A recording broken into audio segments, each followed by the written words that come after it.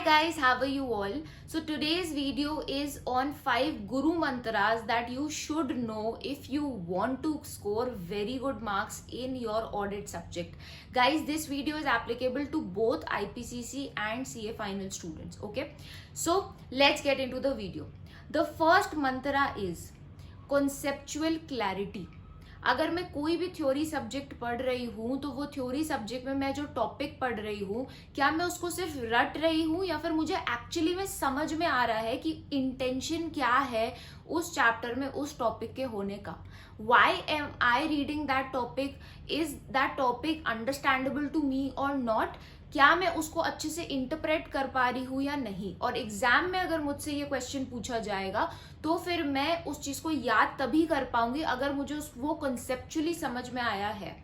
ठीक है, सो सबसे important is understanding of the subject, understanding of the topic that you are reading. That is the first thing. Okay guys, coming to the second thing जो मैं repeatedly बहुत बार अपने videos में बोलती हूँ, पॉइंट्स एंड कीवर्ड्स. एग्जामिनर जब हमें marks देता है तो फिर अगर एक क्वेश्चन पूछा गया है कि आप बताओ for example what are the types or different types of audits, ठीक है, and you have to write that answer. अब उसमें मेरे बुक में पॉइंट्स दिए हुए हैं करीब 8 या 10 पॉइंट्स दिए हुए हैं, ठीक है, but that is a 5 mark question.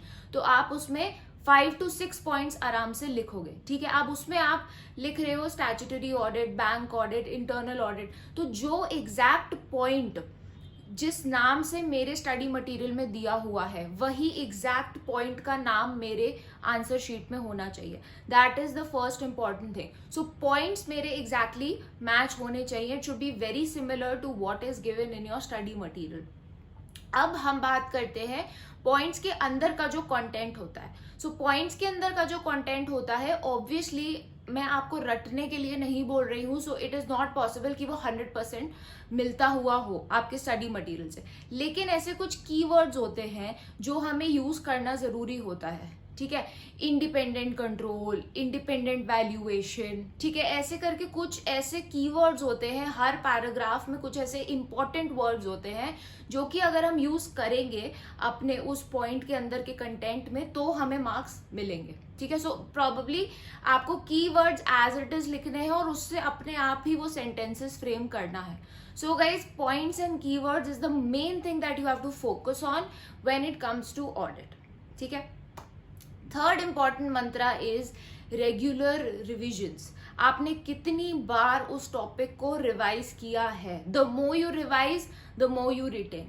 अब at this point of time because आपका पेपर काफी पास आ चुका है, सो जो आपके पास 1.5 days है, the strategy you should follow in that is when you give the previous paper and come home, just go through all the points and keywords of all the chapters. ठीक है, सिर्फ points और keywords. मैं पूरा text पढ़ने के लिए नहीं बोल रही हूँ. ठीक है, that is the day when you give your previous exam.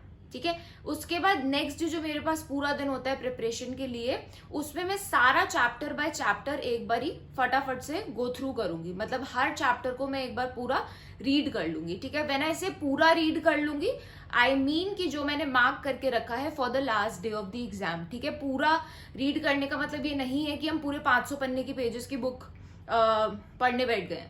ठीक है, एंड थर्ड डे जो मेरा डे ऑफ द एग्जाम होता है उसमें जो सुबह मेरे पास 3-4 घंटे होते हैं, तब मुझे वो पॉइंट्स और कीवर्ड्स पढ़ने हैं जो मैंने अपने पिछले दिन पे मार्क करे हुए थे कि ये वाले मैं बार बार भूल जाती हूँ.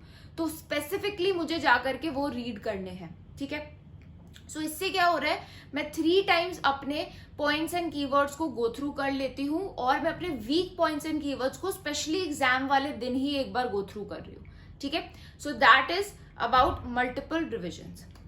Fourth important thing is questions हम प्रैक्टिस कर रहे हैं या नहीं. ये बहुत से स्टूडेंट्स करते हैं कि मैम आप टेक्स्ट में से कुछ भी उठा के पूछ लो, मुझे बहुत अच्छे से आता है. इवन मेरे को ये तक याद हो गया है कि कौन सा टॉपिक कौन से चैप्टर में कौन से पेज नंबर पे दिया हुआ है, लेकिन फिर भी मेरे मार्क्स नहीं आ पाते हैं. क्यों?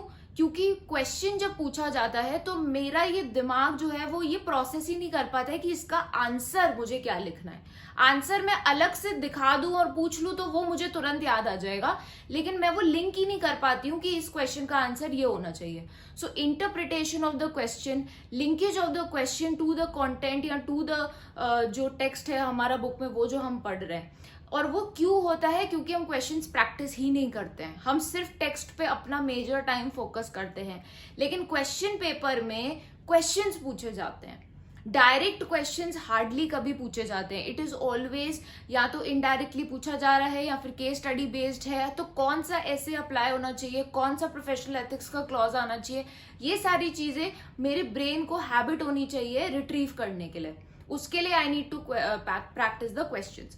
सो while you are doing your revision even before the exam, go through the questions also जो आपने मार्क कर रखे होंगे कि ये मेरे इंपॉर्टेंट क्वेश्चंस हैं and I need to just take a look at these questions once. Okay, then guys last but not the least, RTPs और क्वेश्चन पेपर्स जो पास्ट में है, पास्ट आरटीपीज और past question papers and obviously the current RTP जो मेरी आई है, कई बार 20 to 25 मार्क्स का paper as it is same आ जाता है उन्हीं आरटीपी से और उन्हीं क्वेश्चन पेपर से उठ करके। तो वो हमने कितने प्रैक्टिस करे हुए हैं, that is also another way of practicing the questions. And exact अगर क्वेश्चन मेरे पास पेपर में आ जाता है तो we are much more confident about the paper and the question. Okay, so guys, that was all for this video. Thank you so very much for watching this video. Please guys, don't forget to like the video. Please share it with all your friends who are going to give the CA attempt. And guys, if you are new to my channel, then please don't forget to subscribe to the channel for more such content coming every week on your way.